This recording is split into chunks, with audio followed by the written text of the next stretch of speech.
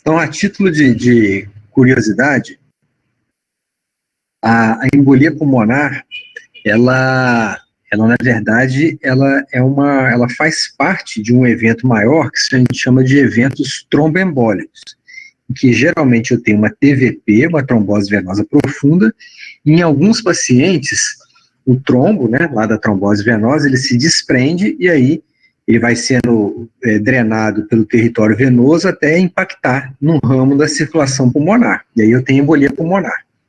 Então, esses eventos tromboembólicos como um todo, eles ocorrem em 100 a 200 casos para cada 100 mil habitantes por ano, então, vejam que é um número significativo. 2/3 desses eventos, o indivíduo tem apenas TVP, e 1/3 a TVP acaba se complicando com a embolia pulmonar também. A gente vai ver mais adiante que a trombose, geralmente tem um fator de risco subjacente, né? Ninguém tem trombose, a maior parte das vezes a pessoa não tem trombose à toa, ela tem uma condição clínica que a predispõe à trombose. Então, frequentemente o indivíduo, e muitas vezes o paciente, a condição clínica que levou à trombose é um quadro agudo que o paciente está internado, né? Então, além de ser um evento frequente, é uma complicação comum das internações. Então, 1 a 2% dos pacientes internados estima-se que tem algum evento tromboembólico. Na maior parte das vezes só uma TVP, né? E é possível até que esses números sejam até maiores, porque muitas vezes o paciente tem lá uma TVP pequena e ela nem é diagnosticada, visto que a gente não faz screening para TVP nesses pacientes internados, tá bom? De novo, já aqui num contexto, né, nós estamos aí nessa pandemia de Covid, né, a Covid parece ser um fator de risco importante, né, a frequência com que pacientes com Covid fazem embolia pulmonar é bastante grande. Bom, a embolia pulmonar, a gente vai ver o grande desafio nosso é que a embolia pulmonar é um diagnóstico difícil de ser feito. Então, além de ser frequente, a embolia pulmonar é um diagnóstico difícil, tanto é que muitas vezes ela aparece em necrópsia. Então, geralmente a gente faz necrópsia clínica naquele paciente que morre e você não sabe a causa mortis dele. Você vai lá e faz uma necrópsia, e aí com uma certa frequência, olha, 12 a 15% das necrópsias clínicas, o paciente tinha algum evento de embolia pulmonar, sendo que em 3 a 9% dos casos, a causa do óbito era embolia pulmonar. E como, obviamente, o paciente foi para necrópsia, muitas vezes essa embolia não era nem suspeitada, né? Então, esses dados aqui, ninguém vai decorar isso, mas só para mostrar para vocês que, além de frequente, a embolia pulmonar muitas vezes passa despercebida. E isso tem uma implicação clínica muito grande, porque a mortalidade da embolia não é desprezível, é de 15 a 18%, sendo que se eu não faço o diagnóstico e não trato adequadamente, essa mortalidade é muito mais alta, 25%. Ao passo que se eu diagnostico e faço um tratamento correto e precoce, a mortalidade é menos da metade, tá? Então eu estou diante de uma doença frequente, muito prevalente, que o diagnóstico não é simples, vocês vão ver, eu preciso pensar em embolia pulmonar para fazer o diagnóstico, não é um diagnóstico. Sempre que eu penso em embolia pulmonar, outras hipóteses elas são possíveis, então não é simples, e é fundamental que eu esteja atento, porque fazer o diagnóstico e iniciar um tratamento impacta na sobrevida desses pacientes. Parece uma coisa óbvia, mas não, né? Tem várias doenças que não tem um tratamento que altere sua mortalidade. Bom, o indivíduo tem embolia pulmonar, ele precisa fazer a trombose. Então, a trombose é a formação de um trombo, né, de um coágulo, no caso de trombose venosa, na luz de uma veia, né? Coisa que em situações normais não acontece. Então, para que eu tenha uma trombose, eu preciso ter pelo menos um desses 3 fatores que foram descritos por esse autor, Virchow.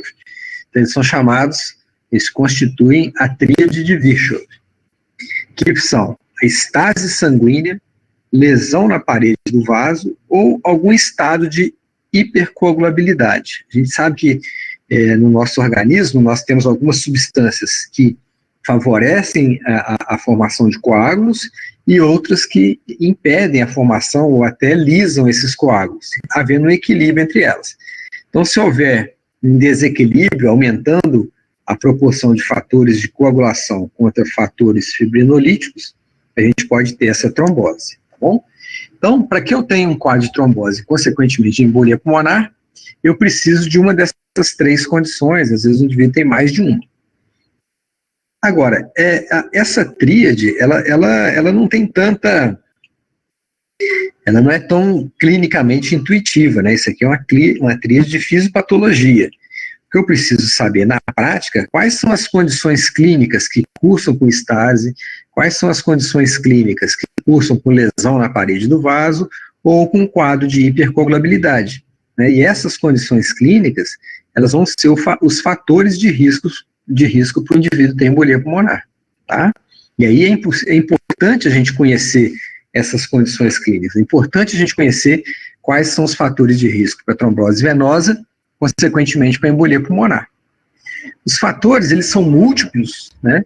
E diferentes documentos, diferentes artigos, livros, eles, nem sempre essas listas são uniformes. Então, às vezes um fator que está numa lista não está na outra e por aí vai.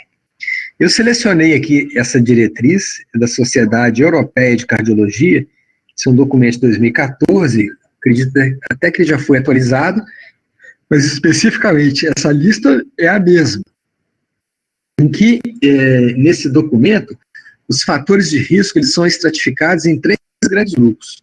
Então, os fatores de risco maiores, que são aqueles que aumentam a chance de embolia pulmonar em mais de 10 vezes do que em comparação com o indivíduo que não tem nenhum fator de risco. Aqueles moderados aumentam o risco em 2 a 9 vezes, e fatores de risco menores, menos de 2 vezes o risco. Tá? Então, gente, é muito importante que vocês comecem a se familiarizar com esses fatores de risco, principalmente as duas primeiras colunas, né? Porque muitas vezes o fato de ter um fator de risco vai ser a grande suspeita clínica para esse paciente. Tá? Então, quais são os grandes fatores de risco? Fraturas de membros inferiores, né, seja fêmur ou os ossos da perna, politrauma, pós-operatório de cirurgia de quadril ou joelho, geralmente são colocação de próteses, infarto nos últimos 3 meses, internação por insuficiência cardíaca, FA ou flutter nos últimos 3 meses, se já teve algum evento embólico prévio, ou lesão medular, né, lesão medular deixando o paciente, por exemplo, paraplégico ou tetraplégico.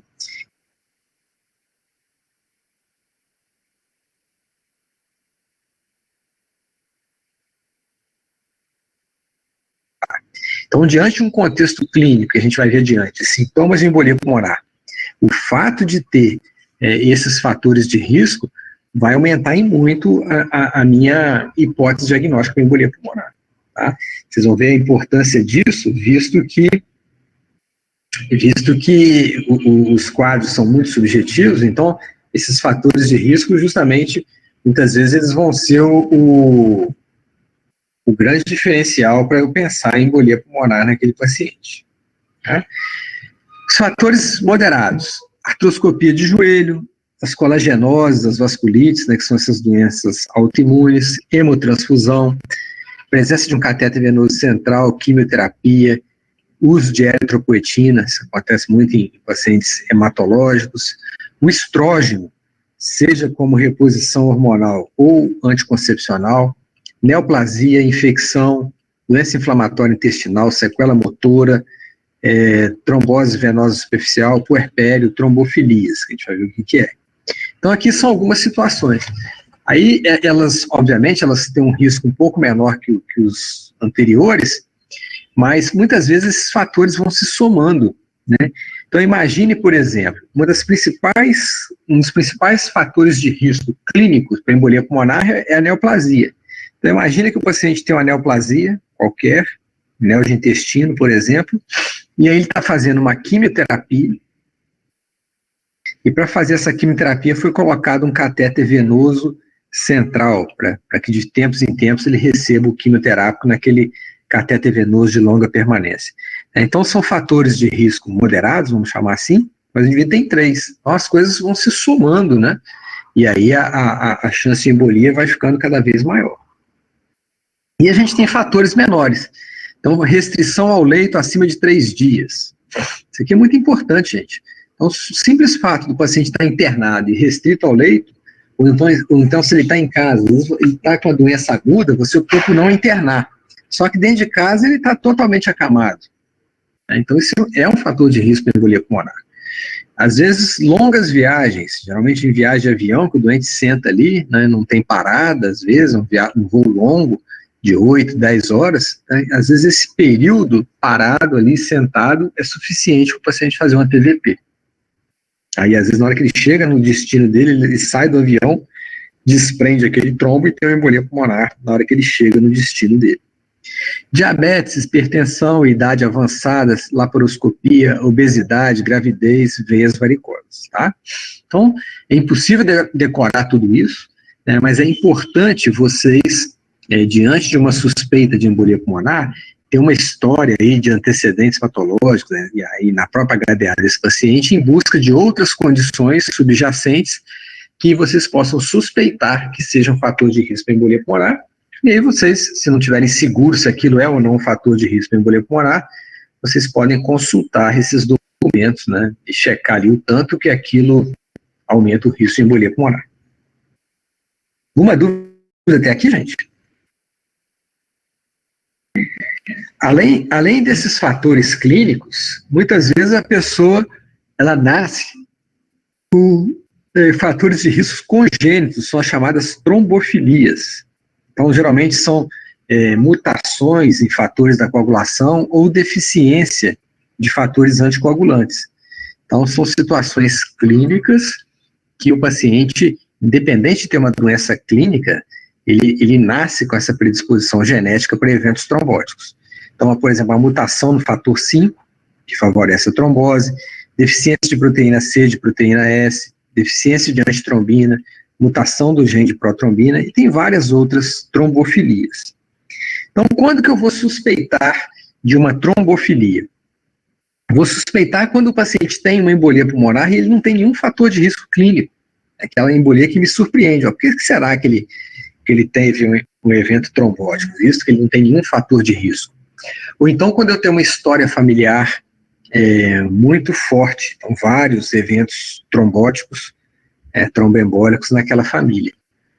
Então, essas são as condições que geralmente a gente investiga, né? Então, são exames muito específicos, habitualmente a gente encaminha o paciente para um hematologista para ele fazer a pesquisa dessas trombofilias, tá certo? Bom, como é que acontece a embolia pulmonar? Então, conforme eu falei para vocês, a embolia pulmonar ela é uma complicação de uma trombose venosa. Então, aqui, esse é um artigo também bem legal de estudar embolia pulmonar, viu, gente? Embora ele seja mais antigo, é uma revisão muito boa. Então, imagine só, aqui eu tenho um território venoso, então aqui a gente tem a veia ilíaca, na hora que ela passa do ligamento inguinal, ela é passada a chamada veia femoral, aqui eu tenho a cava vai jogar no átrio direito, o ventrículo direito joga na circulação pulmonar, tá? Então, se o paciente tem uma trombose venosa, a maior parte das embolias pulmonares, mais de 70%, elas surgem de trombos ou das ilíacas ou das femorais, que vem aqui até o joelho, tá? Então, 75% dos trombos que vão complicar com a embolia pulmonar, eles vêm desse território aqui, tá?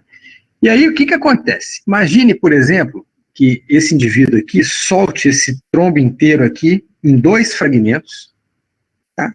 E aí, um trombo impacte na artéria pulmonar direita e o outro impacte na artéria pulmonar esquerda. Como é que vocês acham que vai ser a apresentação clínica dessa embolia pulmonar? Quem gostaria de falar?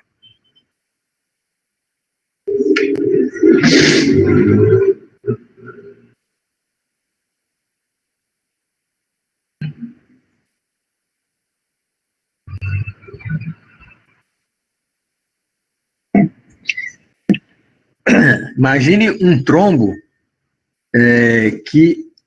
um trombo bem grande, né, que fragmente-se em 2 e ele obstrua completamente a artéria pulmonar direita e a artéria pulmonar esquerda. obstrua completamente. Qual vai ser a apresentação clínica da embolia pulmonar?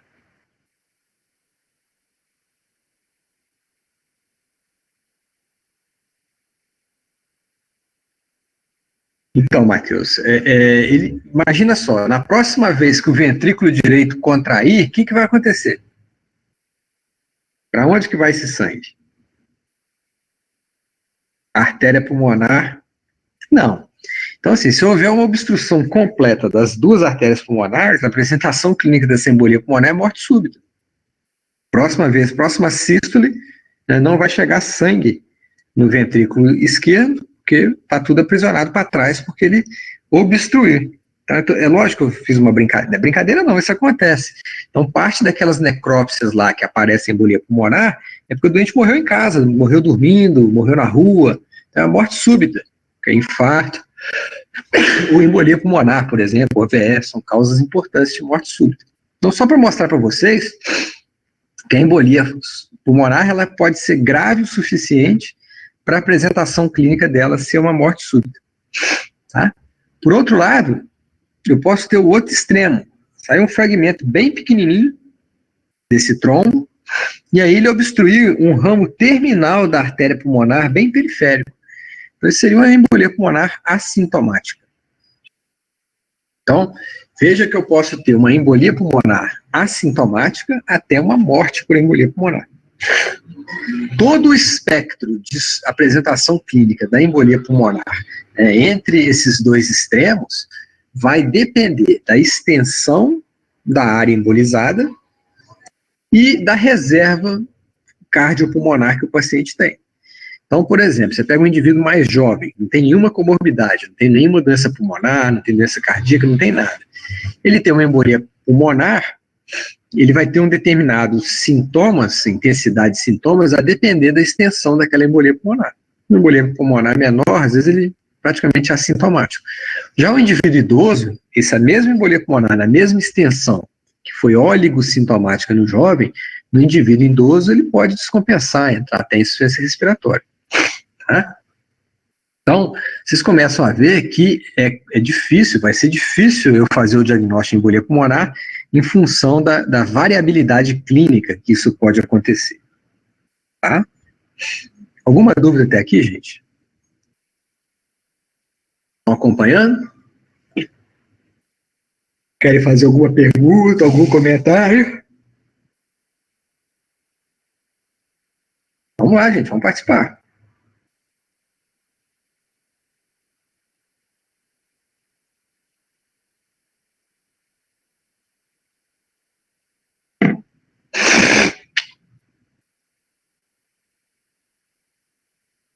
Então tá. Bom, a gente pode para tentar facilitar o diagnóstico, né, para tentar melhorar a minha capacidade de diagnosticar embolia pulmonar, eu posso separar em 3 grandes síndromes: um quadro de dispneia aguda, um quadro de infarto pulmonar e um quadro de cor pulmonar agudo. Então, essas são as 3 grandes apresentações de TEP agudo, certo? Então, vamos ver a primeira dispneia aguda. A maior parte dos casos, em torno de 70% das embolias pulmonares, elas se apresentam sob essa forma, paciente com a dispneia aguda. É um quadro inespecífico, vai ter uma lista grande de diagnósticos diferenciais, por exemplo, pneumonia, pneumotórax, exacerbação de DPOC, quadros, a gente vai ver. Né? E vai depender muito da minha suspeita diagnóstica, minha grande suspeição. E aí, nesse caso, o fato do paciente ter um ou mais fatores de risco para TVP vai ajudar muito a eu lembrar da possibilidade daquele quadro de dispneia ser decorrente de embolia pulmonar. Uma outra característica da embolia pulmonar é que ele é um quadro agudo, muitas vezes até súbito. Né? Então, aquele indivíduo que na hora que o trombo se instala lá na circulação pulmonar, ele gera sintomas muito agudamente. Então, ajuda o fato de ser agudo, de ser súbito, a gente já discutiu isso aí na turma que faz raciocínio clínico comigo, né? A gente já discutiu isso. E junto com a dispneia, os outros sintomas respiratórios, eles podem estar presentes em maior ou menor frequência. Tá? Então, nesse quadro de dispneia aguda, o principal sintoma é a dispneia, uma instalação bem súbita, geralmente me ajuda a lembrar de embolia, nesses casos, a presença de fatores de risco. Os demais sintomas, eles podem ou não estar presentes em diferentes frequências. Aí, olha só, olha como que a coisa é complexa. Esse estudo aqui, é um estudo que foi publicado já há alguns anos atrás, 2011, o que ele fez? Esses autores, eles pegaram, num pronto-socorro, todos os pacientes que, num período de tempo, foram atendidos e foi feita a hipótese de embolia pulmonar. Tá? E aí esses pacientes foram investigados com exames complementares e, ao final dessa investigação, eles chegaram à conclusão que 1880 realmente era embolia pulmonar. Só que 528 pacientes não tinham embolia pulmonar. E aí eles avaliaram quais eram os sintomas e os achados de exame físico dos pacientes que tinham embolia e os que não tinham, para ver se conseguia tirar dali algum dado clínico cuja presença ou ausência me ajudasse a fazer o diagnóstico de embolia pulmonar. E olha como que a coisa é difícil. Então é óbvio, a maior parte é dispneia, o principal sintoma, metade, né? Só que as outras doenças que confundem com embolia, obviamente, tinha dispneia. Dor torácica pleurítica, 39% entre os que tinham embolia, mas 28% entre os que não tinham. Tosse, nos dois casos, 23%. Hemoptise, que é algo que chama atenção para a embolia pulmonar. Só 8% dos casos de embolia pulmonar tinha hemoptise. E mesmo assim, hemoptise às vezes estava presente quem não tinha embolia pulmonar.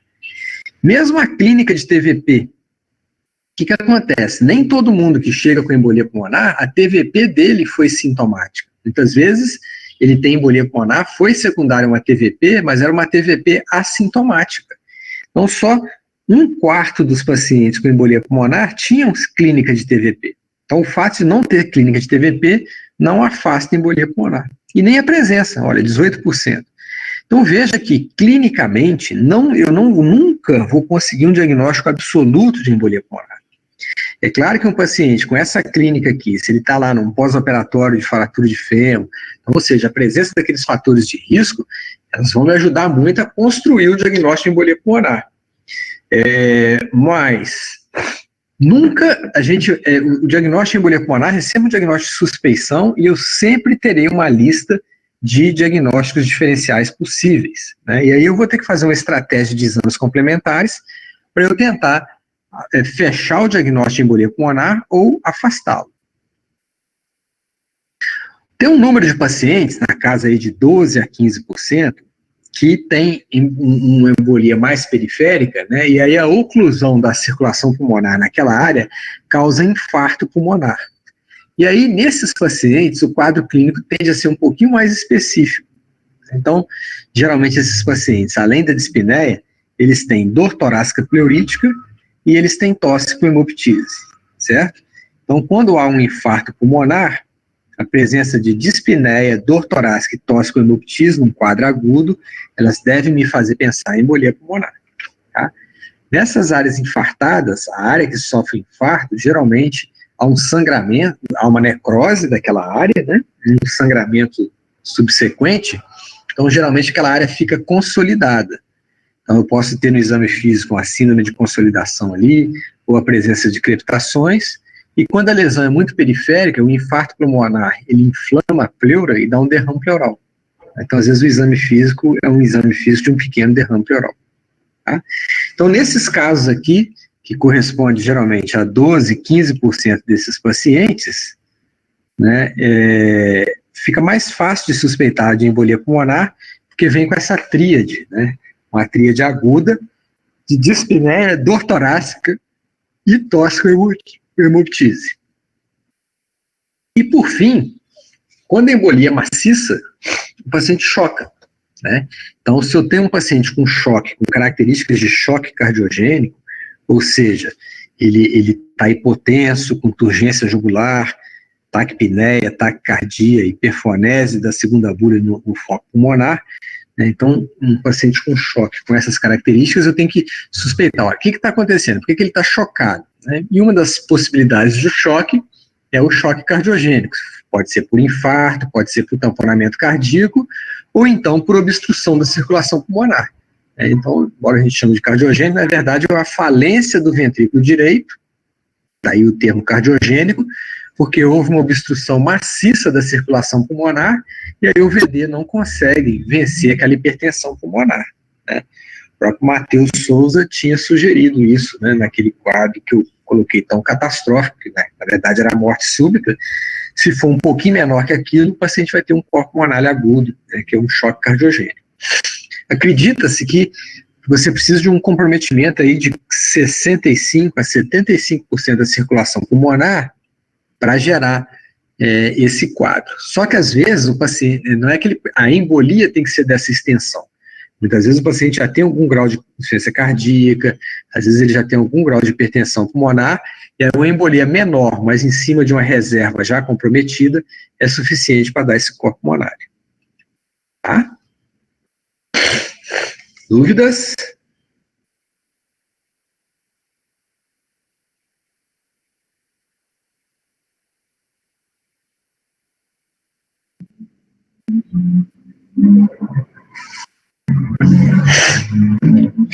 Então, se a gente pegar essas diferentes formas de apresentação da embolia pulmonar, a gente vai ver que toda vez que eu pensar em embolia... Oi? Pois não? Desculpa interromper, você já tinha começado a falar. Volta no slide anterior, por favor. Isso aí. Então, no caso de um paciente previamente rígido, sem chance disso acontecer. Bem difícil. Sem chance é demais, mas é difícil, porque eu teria que ter uma embolia pegando ali um pulmão 65% do total, né? Então quase que um pulmão inteiro e parte do outro. Não é fator de risco, né? Então, já antes. Sim, mas às vezes acontece, gente. Vocês nunca viram falar em assim, pós-operatório de grande cirurgia, o paciente tem morte súbita, então, às vezes acontece em politrauma, o paciente faz uma cirurgia de quadril, principalmente se não é feita uma profilaxia adequada, ele pode fazer uma grande TVP, e aí essa TVP, o trombo se deslocar e dar uma embolia maciça, o paciente morrer.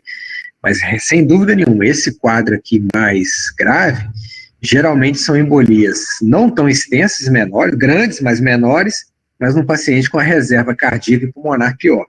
Então, nesse paciente, uma embolia menor, ela é suficiente para gerar isso. E outra coisa, essa taquicardia, ela vai tentar ser compensatória, no caso, né?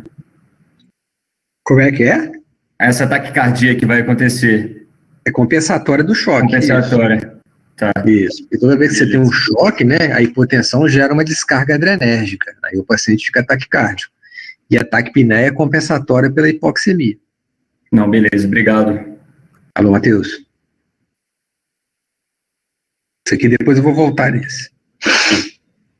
Então veja que toda vez que eu tenho uma suspeita clínica de TEP, o quadro é tão inespecífico, né, tem tantas possibilidades, tantas variações, que eu sempre terei uma lista que não é pequena de possíveis diagnósticos diferenciais, né? Geralmente são outras doenças pulmonares, ou doenças cardíacas, ou a sepse. Lembrando que a sepse, frequentemente, na sepse mais grave, ela dá uma resposta inflamatória sistêmica que se caracteriza por taquipneia, taquicardia, né? Então ela pode se confundir com a embolia pulmonar. Tá? Então toda vez que eu estou pensando em embolia pulmonar, será que não é pneumonia? Será que não é exacerbação de DPOC, pneumotórax, derrame por outras condições, doença autoimune? Então são aqui algumas condições pulmonares, asma, crise de asma. Então, são algumas condições pulmonares, né, que podem que são parte do diagnóstico diferencial de embolia pulmonar. E, da mesma forma que doenças pulmonares, doenças cardíacas. A depender da forma de apresentação da embolia pulmonar, aquilo pode confundir com a síndrome coronariana aguda. Então, por exemplo, a dor torácica à esquerda, com dispneia. Claro que pode ser embolia pulmonar, mas o paciente pode estar infartando, né, descompensando a insuficiência cardíaca. O edema agudo de pulmão, pericardite, taquiarritmias, até mesmo a dissecção da aorta. Então, diante de um paciente com suspeita de embolia pulmonar, eu vou ter que fazer uma investigação diagnóstica, tanto para tentar confirmar ou afastar o diagnóstico de embolia pulmonar, mas, paralelamente, eu vou fazendo exames complementares, contemplando essas doenças cardíacas, essas doenças pulmonares e até mesmo a sepse. Tá? Então, esse raciocínio vai ser a base da investigação da embolia pulmonar. Tudo bem? Vamos lá, gente, vocês estão caladinhos hoje, eu estou falando sem parar aqui.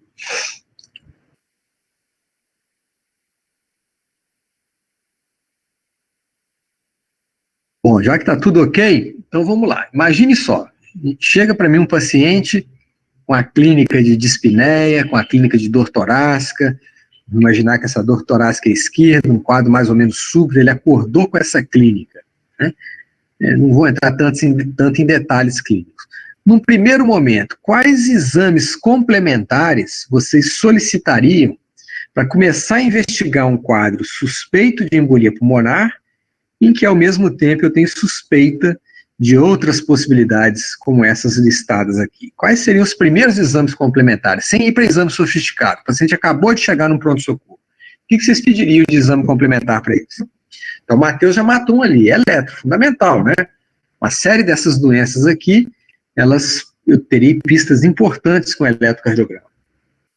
Raio-x de tórax, mesma coisa, uma série dessas doenças aqui, elas vão, imagina, o pneumotórax, eu mato o diagnóstico com a radiografia de tórax. O que mais?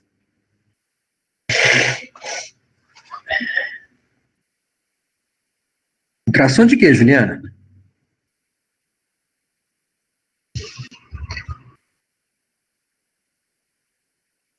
Ultrassom de tórax pode me ajudar, né? Pneumotórax, alguma consolidação, né?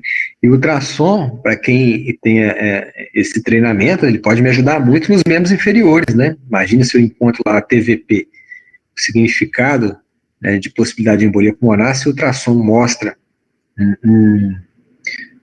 uma TVP. E a Maria Clara, bem lembrando, já junto com o ultrassom, é cardiograma, né? O ultrassom das janelas cardíacas, nós poderia ali matar o diagnóstico de derrame pericárdico, ajudar muito no diagnóstico de infarto, uma valvopatia. Então, realmente, são exames extremamente importantes, né? Se eu estiver pensando em sepsis no meu diagnóstico diferencial, às vezes um hemograma me ajuda, né, para saber se o paciente tem uma leucocitose ou não. Se eu estou pensando nas síndromes coronarianas agudas, eu terei que dosar troponina, né, CKMB, são as enzimas cardíacas. Alguém falou no dedímero, que a gente vai comentar. Então, realmente, essas são as investigações preliminares, assim, vamos dizer assim, o paciente chegou, é o que eu vou fazer para ele num contexto de embolia pulmonar. A gente vai discutir o dedímero, que realmente também entra aqui. Então tá aqui, ó. Então, esses são, a gente chama de exames inespecíficos. E é interessante porque nenhum deles vai conseguir fechar o diagnóstico para embolia pulmonar, tá? Então, são exames que eles são importantes, principalmente porque eles podem me dar o diagnóstico alternativo. Então, por exemplo, se eu diagnosticar que ele está infartando, então é óbvio, não deve ser embolia pulmonar, que ele está ali um infarto. Se eu tenho um pneumotórax, não é embolia pulmonar, o que ele tem é um pneumotórax. Então, esses exames complementares aqui, eles são muito importantes, principalmente porque eles podem me dar um diagnóstico alternativo e aí eu fico tranquilo em relação à embolia pulmonar. E a gasometria arterial é um exame de função, né, para mostrar a extensão do acometimento daquele doente. Ela não vai dar o diagnóstico de embolia pulmonar. Então, vamos ver aqui esses exames. Então, a radiografia de tórax. Uma das imagens frequentes na embolia pulmonar é o que a gente chama dessas opacidades alveolares lineares. São atelectasias laminares. Então, são linhas, geralmente, nas bases. Geralmente, elas correspondem a pequenas áreas de atelectasias em função da menor... Quando o paciente tem embolia, existe uma menor perfusão dessa área, produz menos surfactante, então os alvéolos tendem a colapsar. Essas imagens lineares nas bases, elas podem sugerir embolia pulmonar. Uma outra imagem na radiografia de tórax é o alargamento do hilo, principalmente aqui desse ramo para o lobo inferior da artéria pulmonar, o aumento do diâmetro desse segmento da artéria pulmonar, né, também sugerindo aí, embolia até mais grave, uma hipertensão pulmonar por embolia. Tá? Essa aqui é uma radiografia de tórax com várias imagens sugestivas de embolia pulmonar. Então tem aquela imagem linear que está aqui, ó, né, poderia ser aquela telectasia laminar. Tem um velamento do seio costofrênico, então pequenos derrames pleurais também são frequentes nos pacientes com embolia pulmonar. E esse paciente, ele tem uma imagem, olha só, é uma imagem geralmente de uma opacidade alveolar, mais ou menos de uma forma triangular, que corresponde a uma área de infarto pulmonar. Isso é chamado de imagem de Hampton, que é sugestiva de embolia pulmonar. Tá? Então, voltando aqui, ó, seria essa imagem triangular, com um dos lados do triângulo voltado para a pleura. Tá? Lembrando que os segmentos, lembram lá da anatomia, né, os segmentos pulmonares, eles são todos triangulares. Então, se eu tiver um infarto de um segmento inteiro, por obstrução da artéria que chega naquele segmento, eu vou ter uma imagem alveolar triangular, sugestiva de embolia pulmonar. Agora, quem me garante que isso aqui não é caprichosamente uma pneumonia, né, com opacidades alveolares e um derrame pleural para pneumônico? Claro que pode ser. Então, reforçando a ideia de que a radiografia de tórax, ela sugere, né, ela dá indícios, mas ela nunca vai fechar o diagnóstico de embolia pulmonar. Uma outra coisa, aqui, ó, bem periférica, né, nem está tão triangular assim, uma opacidade alveolar bem periférica, né, talvez com um pequeno aspecto triangular. Uma coisa que chama atenção na embolia pulmonar é que geralmente as imagens não são grandes, são imagens pequenas e muitas vezes há uma desproporção. A clínica do paciente é bem mais exuberante, bem mais importante do que aquela imagem que está na radiografia. Tá? Então, esse é um dado que deixa a gente alerta para a embolia pulmonar quando existe uma disparidade, pouca alteração, às vezes o raio-x até normal, pode ser normal na embolia pulmonar, pouca alteração e muita dispneia, muitos sintomas.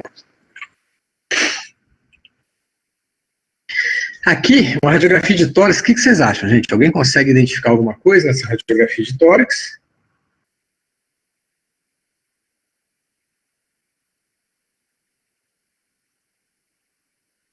Bem sutil, difícil até mesmo, principalmente porque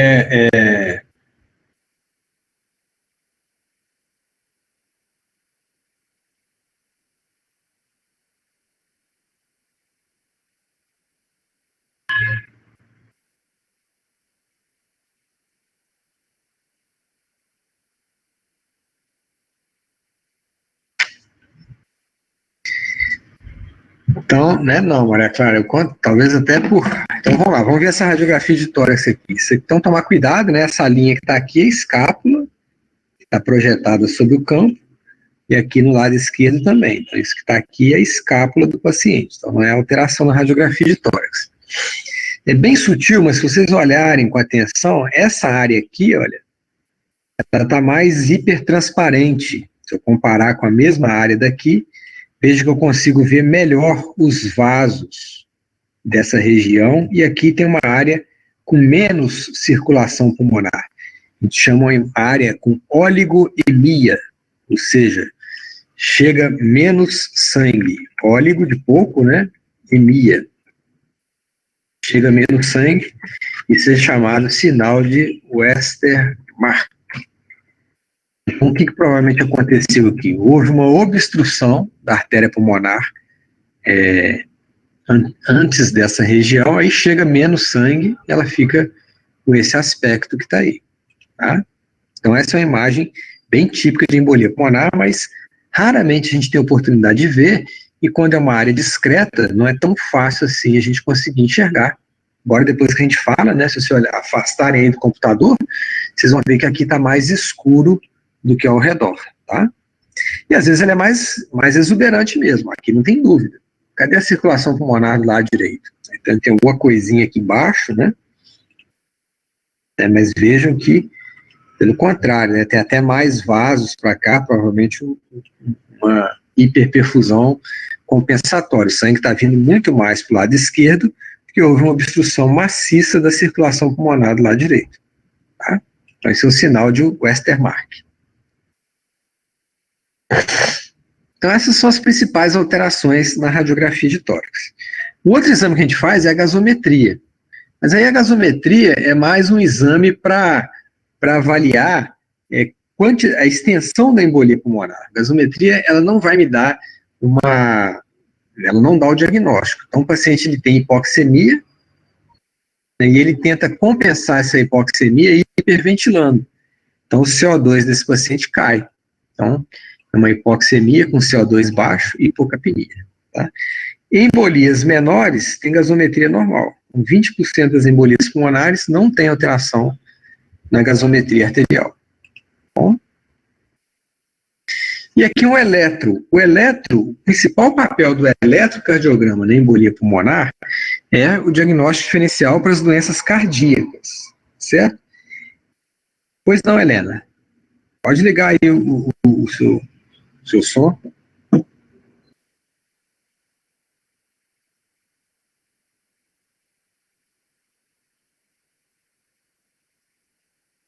Helena, se quiser falar no chat também? Professor, Pois não. é porque meu microfone estava desligado. É porque no slide anterior, que estava falando do pulmão que estava com pouca circulação, eu fiquei um pouco na dúvida, tipo, de olhar uma radiografia e conseguir ver isso, porque ele me lembrou muito o pulmão vicariante, sabe? Aí eu fiquei muito na dúvida, eu não conseguiria enxergar isso, sabe? O pulmão vicariante, habitualmente, esse termo, é quando eu tenho o pulmão contralateral com uma doença muito grave, né? Uhum. Ou até mesmo uma ressecção. O paciente faz uma lobectomia, pneumectomia, aí o tamanho do outro pulmão contralateral fica maior. Aqui não há um aumento do tamanho. Entendi.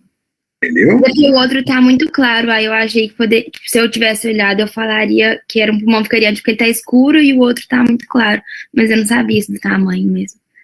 Tá, não, mas pode confundir mesmo, tá? E aqui também é ruim, né, que a gente está vendo foto, o ideal é ver a radiografia mesmo, né? Entendi, mas entendi agora, obrigada. Tá, joia. E aí o eletro, não sei se vocês já estão fazendo alguma disciplina opcional, algum curso de eletro, é importante que façam, tá, gente? Então, caso não esteja fazendo, não quero que vocês decorem, não. Mas existe esse padrão chamado de S1Q3T3, que é um padrão de sobrecarga ventricular direita aguda. Então, a principal causa de sobrecarga do VD agudamente é embolia pulmonar.